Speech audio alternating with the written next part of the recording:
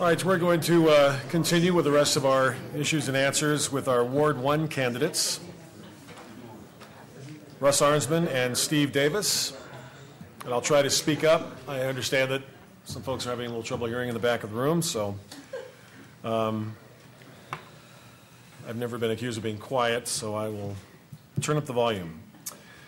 Opening candidates, Russ Arnsman, opening statements. Russ Arnsman will begin with a 2-minute opening statement. Okay. Thank you very much. First of all, I wanted to thank the sponsors of tonight's forum, Glenwood Insurance, the Chamber, all of the media members that are working this evening, and I also wanted to thank all of the candidates tonight. It's been such a breath of fresh air compared to previous years when we've been lucky to find one person to take each of the available seats. I think it tells me, the fact that we've got so many people interested tells me that democracy is still alive and well in Glenwood Springs. So it's a good thing. My name is Russ Arnsman. My family and I have lived in Glenwood Springs for 17 years. I graduated from CSU and worked as a newspaper and magazine journalist for 25 years. And for the last 8 years, I've been a marketing and public relations writer and editor working out of my home office. I believe in public service and in giving something back to the community where we live. And as part of that, I've pretty much been involved in one thing or another ever since I arrived here in Glenwood. I've been on the ski patrol at Sunlight for 16 years. I was on the Planning and Zoning Commission for a 4-year term. I'm currently on the River Commission. I've been on the Planning Commission, the Transportation Commission, Ad hoc Energy Commission, a number of things. And most importantly, I served for 4 years on the City Council through 2011, much of that time in this very hearing room. And I learned from that it takes more than just coming to meetings and casting a yay or a nay vote. It really takes being willing to listen and to think hard and creatively and get together with people on all sides of the issue if we're going to be able to reach some kind of consensus, some kind of a common vision that can lead us forward and let us chart a deliberate course. Basically, I just lastly wanted to say I see tremendous opportunity for the city, and I think we need leadership, and I hope to have a chance to supply that. Thank you. Steve, 2 minutes. My name is Steve Davis. 24 years ago, my wife Marilyn and I decided to leave behind the security of corporate life and move our family from the city to Glenwood Springs. We believed Glenwood would be a great place to raise our 3 sons. We established ourselves in the outdoor business. We owned Summit Canyon Mountaineering in 2 locations.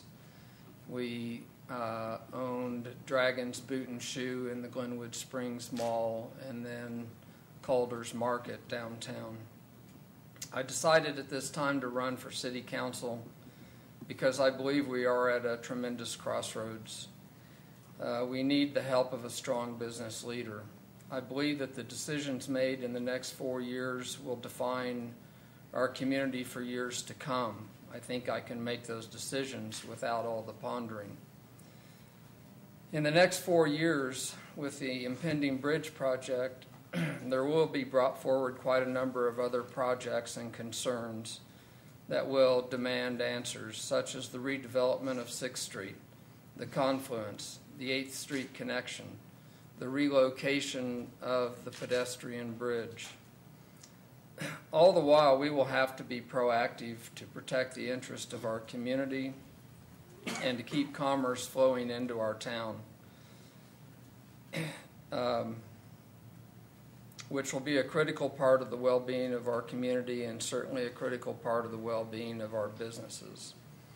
I understand these challenges. I've walked in their shoes. I believe with my experience I am the candidate for that job.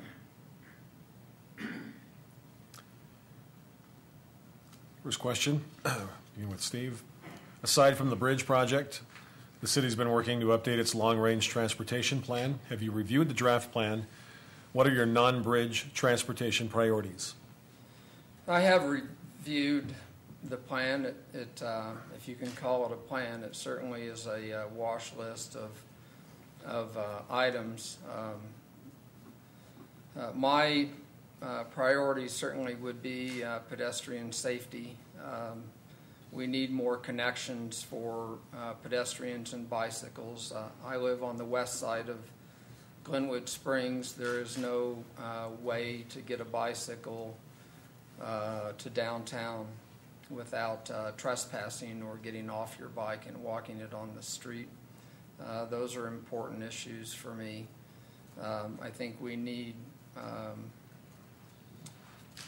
to continue with, signage and markings for that. Russ?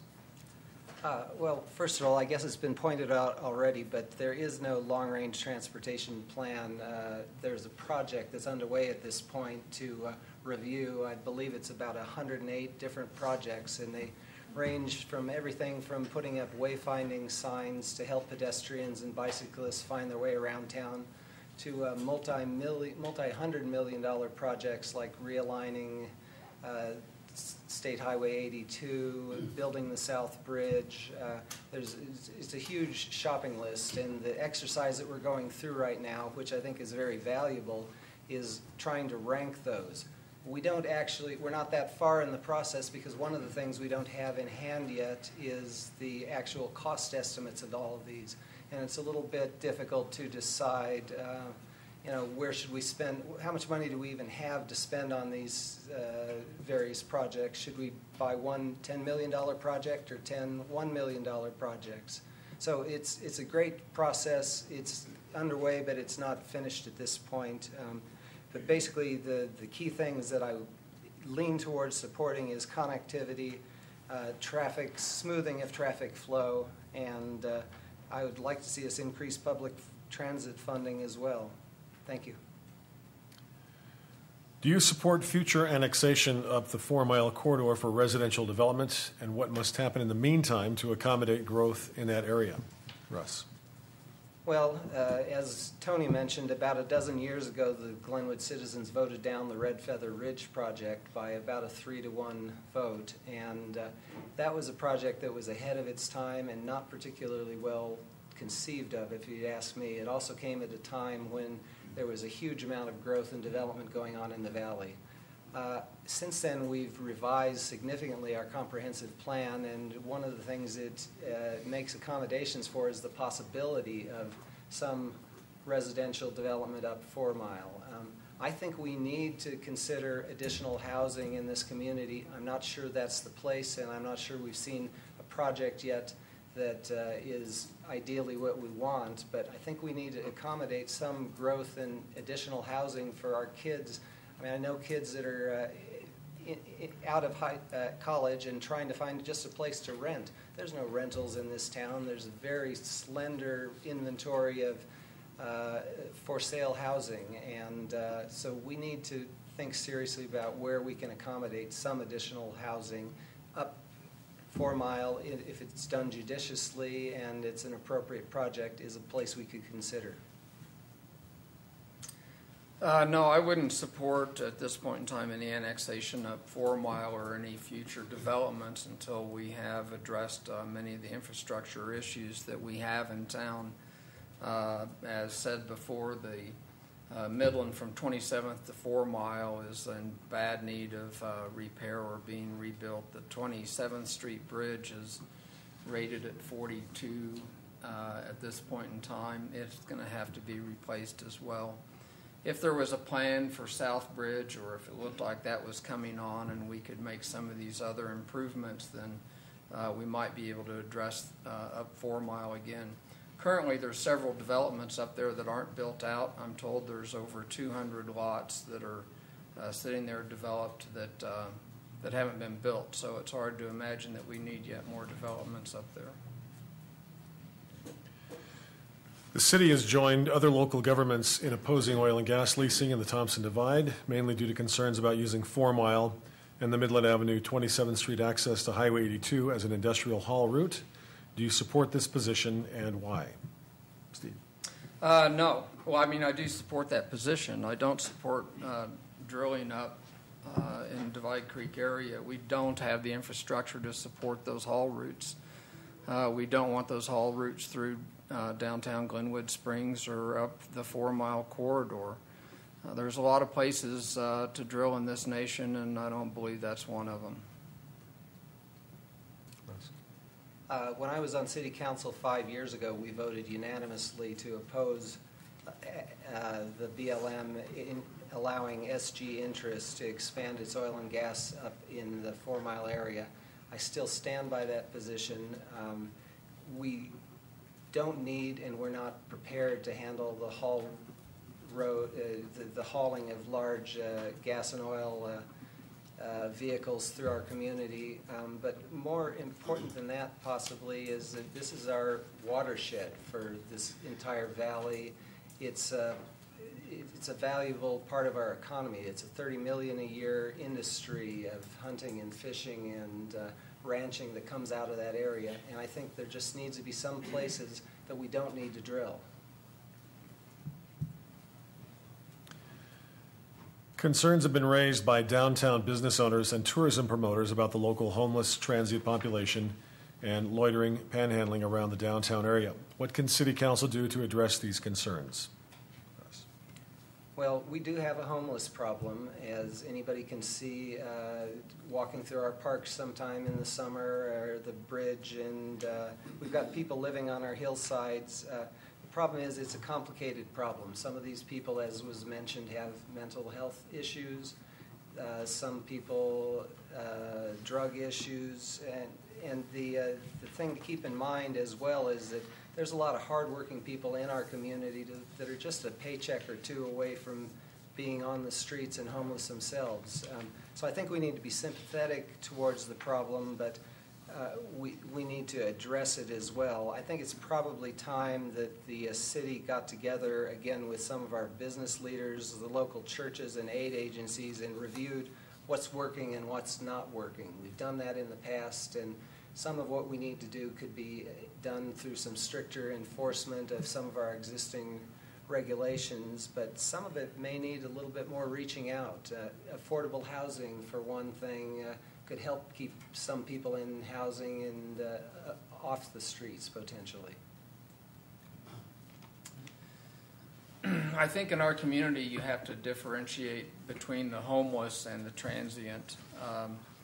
The homeless, certainly we want to help, and they are there because they've fallen on hard times, they've lost their jobs, the economy's bad.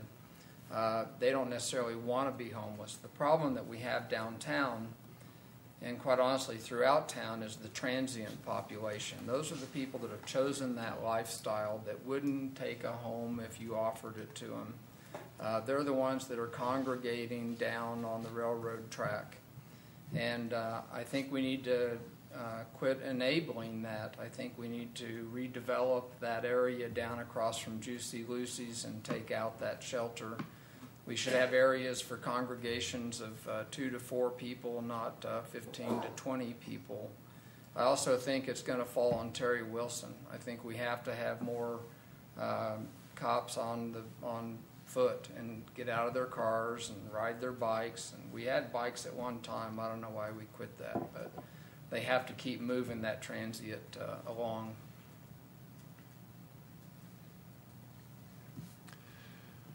Some council candidates have questioned the effectiveness of the current city management to get things done. Again, is it time for a shakeup? Steve? I've been asked that question before. I don't quite understand the question, I guess. I haven't sat on council up here and had the opportunity to work with City Hall. So it's difficult for me to judge that at this point in time. I certainly have no agenda with City Hall at this point. The people I do work with on the front lines of City Hall, I enjoy that working with them quite a bit. Russ? Well, I think part of the subtext of this issue is that we've got some members of our current city council that would like to shake up and fire some members of city government management. And I think they forget sometimes that, as Tony pointed out, the city council only has the purview of 3 different positions: the city manager, the municipal judge, and the city attorney. And frankly, the campaign trail is not the place where we should be talking about the performance of any of those folks. We've got a performance review process that presumably is being followed, and I'm not privy to what's been going on with any of those employees for the last few years. From what I can see, our city administration has made some impressive strides in the last decade. It's much more professionally and effectively run than it used to be. But I'm sure, like any large organization, we can do things better. We can be more user-friendly. We can really have a customer service ethic. I've never understood why we don't have a real live person answering the phone. I know it costs money, but that's the kind of making the city more accessible that we can and should be doing. How do you envision the development of the confluence? Russ. Well, that's one of my pet projects, in that I've been following it for going on 2 decades since I've come to town. I see it as mixed use. Fundamentally, I'd love to see the riverbank itself kept green with parks, and we need something that attracts people down there on a year-round basis. I've always thought a skating rink in the winter and a pond or water feature in the summer would be a cool thing for people to congregate around. But in addition, it's got to have some mixed-use development to pay for the bills of this redeveloping of it. So housing, retail, restaurants. My dream is to someday have a coffee at a restaurant at the confluence, watching the river go by, and maybe be able to get in my kayak and paddle down to Two Rivers Park. I mean, I see it as a multi-use kind of a place, and really a jewel of an unpolished jewel, but one of the most important places for us to make more amenable to visitors as well as locals. Steve. No, Russ, that's my pet project. I happen to agree completely. I see a mixed use down there. I think that we have to start by getting rid of the sewer plant. I spent $13 million to get rid of that sewer plant, and it's still there. And I want it gone, and I want it gone this year. I think the city is now squatting on that property. And I don't care if, even without a plan, let's just throw down some grass seed. The plant's got to go, and then we'll work on a plan. I think it has to be mixed use. I think there should be housing. I think there should be a small retail back in the horseshoe there with coffee shops and a little sandwich shop and retail such as that, and maybe a little kayak shop, and then above that, some apartments. We should be able to pull our boat over there, hang out, have a drink, have a sandwich, get back in the boat, and go on downstream. Here, here. So we can agree on that. Absolutely. Can you tell me how you would ensure better pedestrian access from the Red Mountain neighborhood to and from the east side of town? Steve.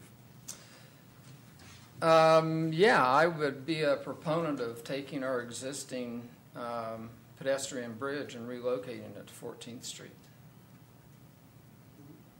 I also think the 8th Street connection is going to be an important one. And if we can't get traffic through 8th Street, we're at least going to maintain at the end of the day, maintain a pedestrian crossing there, a tunnel under the track. It's embarrassing and dangerous that you cannot get from Red Mountain to downtown without trespassing or getting out onto the street. Russ. Well, again, I'd agree with Steve.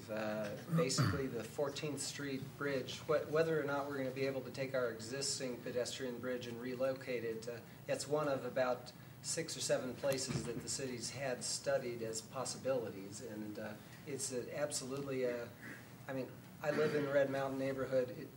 I have to drive 3-mile round trip to get to City Market, and I'm at less than a mile as the crow flies. There's a ridiculous amount of cars and people on foot that are going way out of their way to just to be able to get into town. We've only got a couple of bridges available in this town, and they're not sufficient at this point. So we need better access and connectivity across the Roaring Fork River. We also need it from Devereaux Road up to the community center. There's a number of places, the South Bridge as well, if we can find a spare $40 million to pay the bill for that. All right. Before we get to closing statements, again, a thanks to our sponsors, Glenwood Springs Chamber Resort Association, Glenwood Springs Post-Independent, KMTS, Cable Channel 10, local State Farm Insurance agents Jeff Leonard and Dee McCown.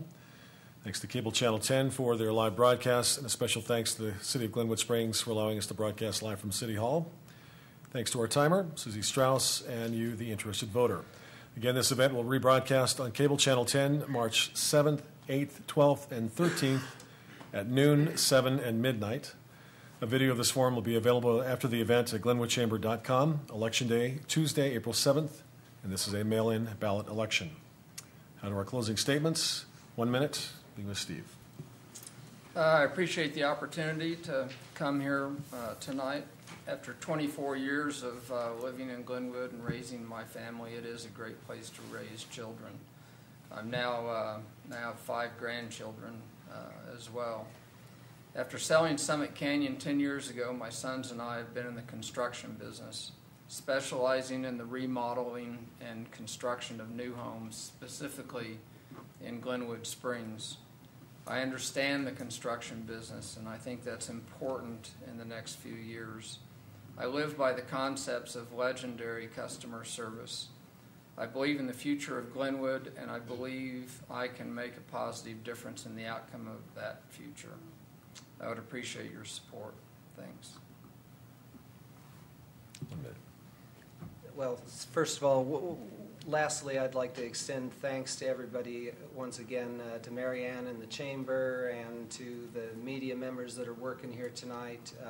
It's been a great opportunity for voters to listen and to learn and hear what each of the candidates have to offer. I mean, Steve's a great guy, and I like a lot of what I hear from him, and if there's any one message I want to leave you all with, it's that we're dealing with a lot of important decisions here in the coming year, that are 4 years, if you will, that are going to affect the city for generations to come.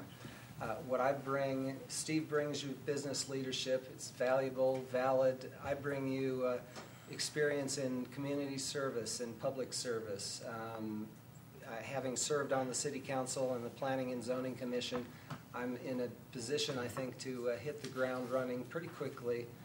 And the one thing that I really learned out of that previous service, and it didn't come easily, was the, oh gosh, I keep running out of time here, but basically that it takes extra effort to chart a new course. It's easy to just be reactive and let things come to you. So I hope to show some leadership and move us ahead in a direction of a better, stronger, greener community. Thank you. Thank you very much. Thanks to all the candidates.